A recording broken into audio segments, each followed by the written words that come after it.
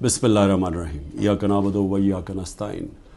मेरे पाकिस्तानियों, जब तक ये पैगाम आप तक पहुँचेगा, मुझे ये अरेस्ट कर चुके होंगे और मैं जेल में हूँगा, तो मेरी आपसे सिर्फ एक ही रिक्वेस्ट है, अपील है कि आपने घरों में चुप करके नहीं बैठना। मैं ये जो जदोजहद कर रहा हूँ, ये अपनी ज़ात के लिए नहीं कर रहा, ये अपनी कौम के लिए कर रहा हूँ, आपके लिए कर रहा हूँ, आपके बच्चों के मुस्तकबिल के लिए कर रहा हूँ।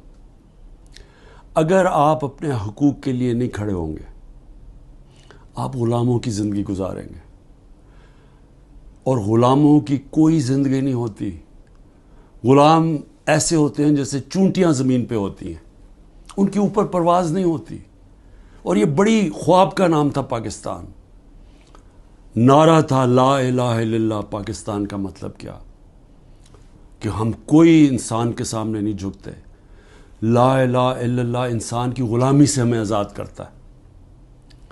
और हमारे नबी सल्लल्लाहु अलैहि वसल्लम ने अपनी मदीना की रियासत में सबसे पहले इंसानों को आज़ाद किया था अदल और इंसाफ दे के। ये है जंग इंसाफ की, आपके हकूक़ की, आपकी आज़ादी की। और कभी भी याद रखें, कोई आज़ादी प्लेट में रख के नहीं देता।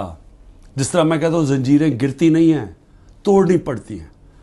पुरअमन एहतजाज आपने करते रहना है जब तक कि आपको आपका हक नहीं मिलता।